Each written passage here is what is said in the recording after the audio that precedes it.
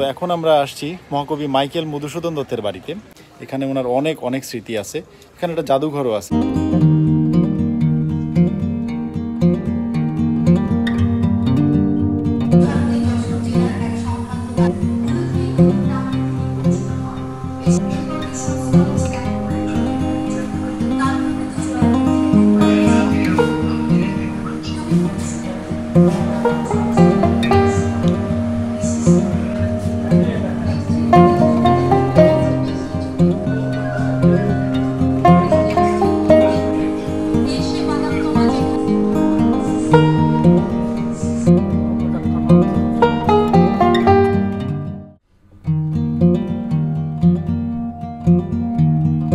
তো এখন আমরা আসছি মহাকবি মাইকেল মধুসূদন দত্তের বাড়িতে। এখানে ওনার অনেক অনেক স্মৃতি আছে।